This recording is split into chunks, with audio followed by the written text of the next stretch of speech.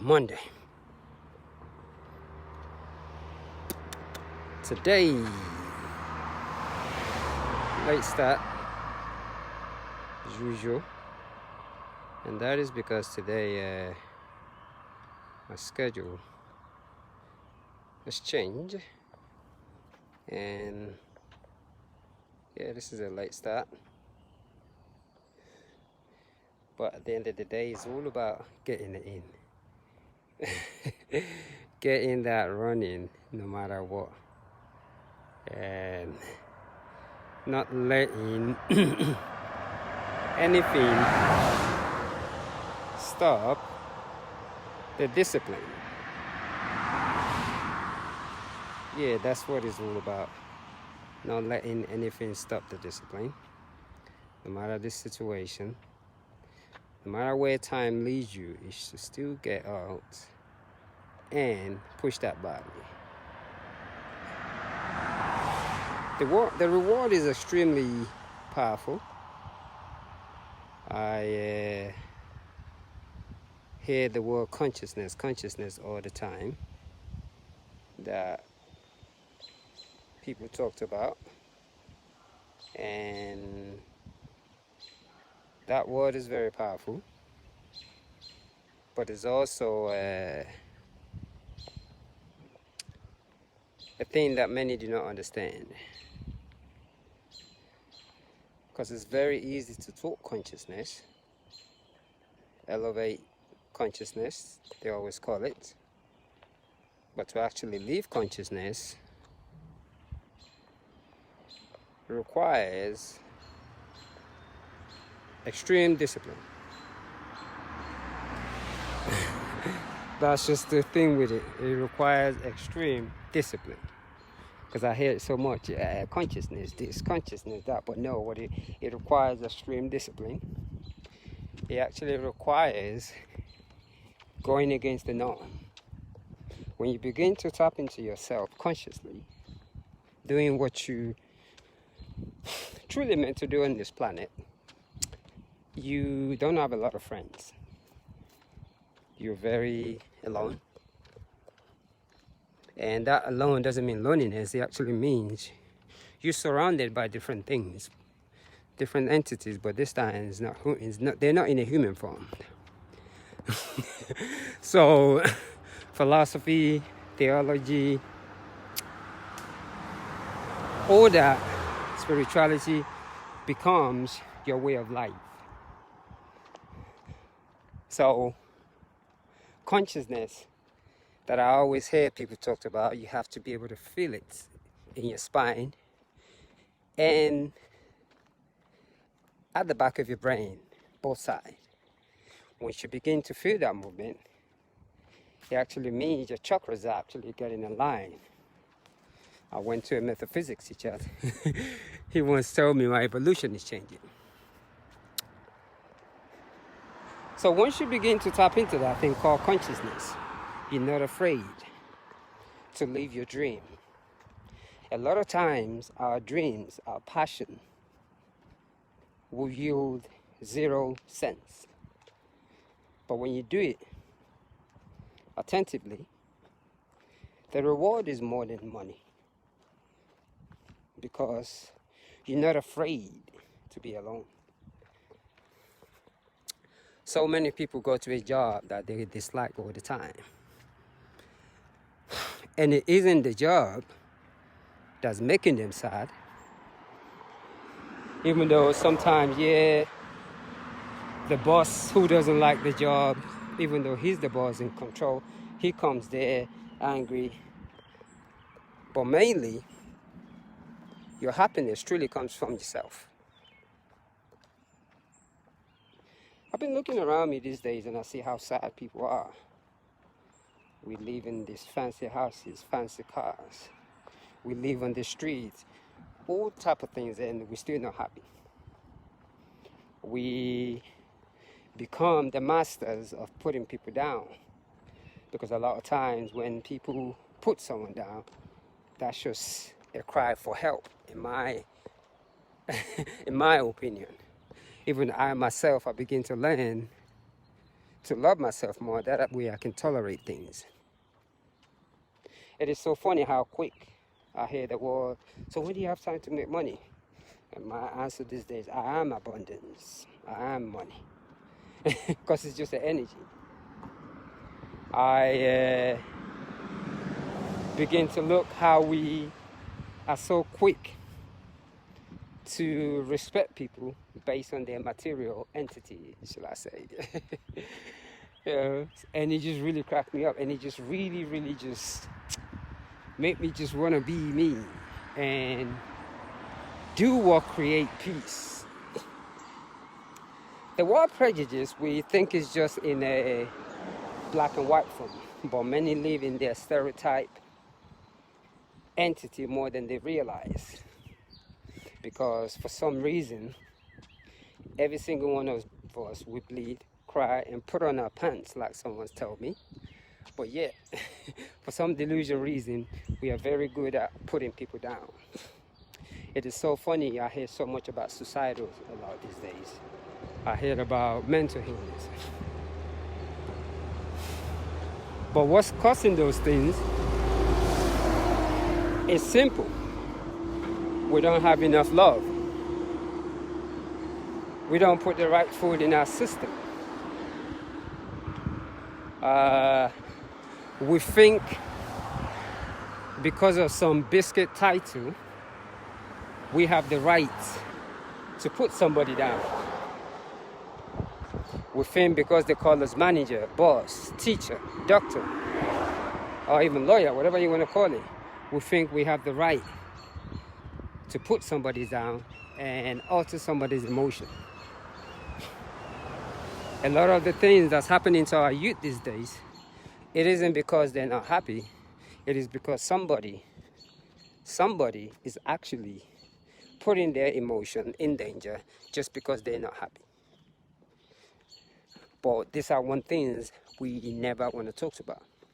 I've truly lived a really happy life the last couple of years. I'm so grateful, because if I wasn't practicing mindfulness the way I practice mindfulness, a lot of the things that has been said to tarnish my ego, I'm so grateful that I did not let it get to me. It amazes me, because when I see other people in my situation, how they let things tarnish their ego, it teaches me more about compassion. I'm truly honored to understand mental wealth. The one thing that nobody can take away from me, it is the right to smile and be happy every day. And I know many people do not have that opportunity, even though they pretend, because I can smile all day long. That energy, it is a creative energy that lays in the stomach, and once you begin to bring it out, it's absolutely amazing.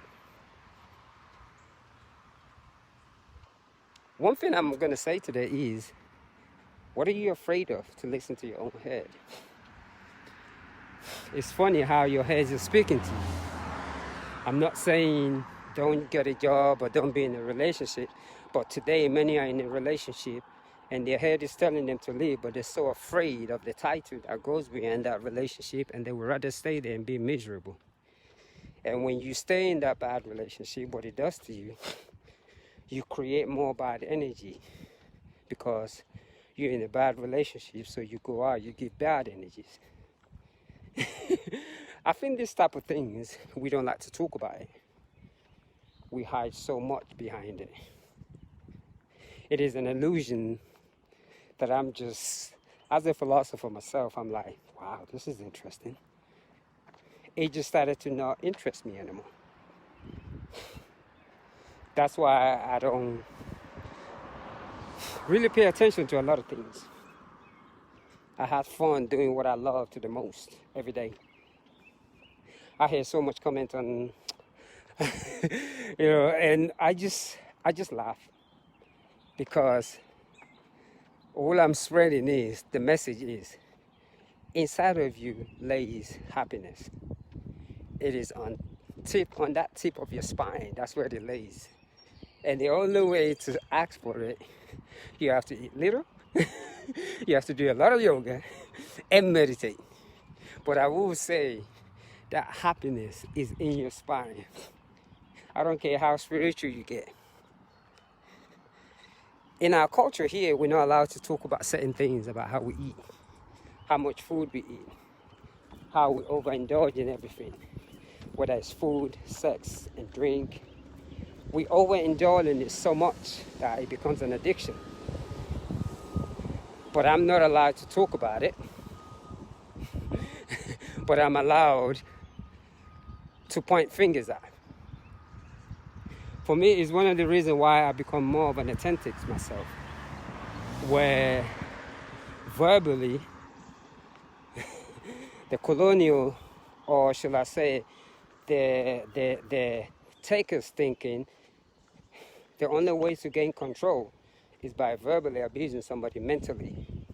And a lot of people are walking around verbally abused, mentally breathing from a low vibration, and we wonder what's happening in our culture or what's happening in this world.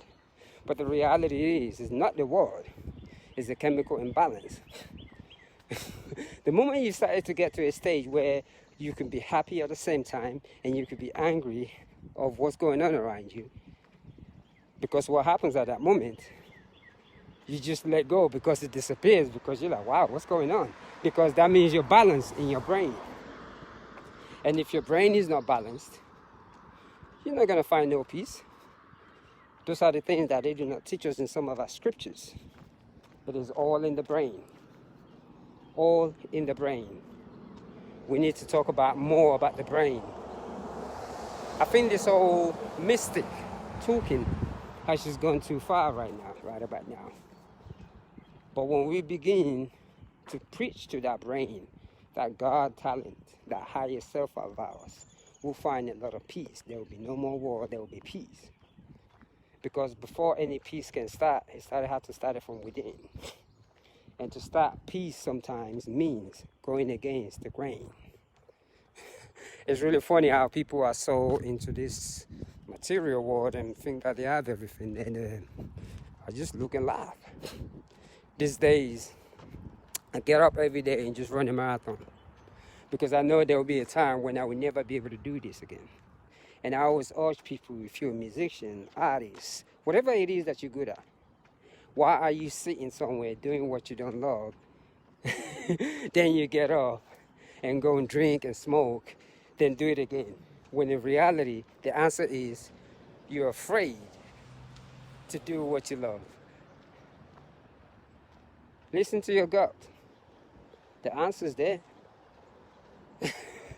So those are the things that I like to spread in this journey as I run, because, let me turn this to, I'm going to drink some water here, then continue. Because when people look at it, they say, yeah, he's a runner. I don't see myself as a runner. I see myself as someone that begins to tell the truth. I left my hair like this for a reason. I'm not shaving because I don't have to hide behind the beauty that my higher self gave me. So that authentic me is what it is right now. So I'm going to get wet in this rain. I just love it. I had a late start today. And let me drink some water. And I'm going to say, listen to your head, follow your dream. All the answers that you need to know about who you are, how to find peace, no book can teach you. It's right there on top of your brain. I don't care what book you read. If you fail to tap into your senses, you will never find that peace. So today, brothers and sisters, consciousness it is. We always talk about it so much. We love to talk about consciousness, but we never want to do what it takes to be conscious. Consciousness means balance. It means you eat little. Even sex, you have to regulate it. Everything about us is all about sex, drink, getting smoke, high. And when you don't get involved, it's like there's something wrong with you. Then when you don't do it, people judge you.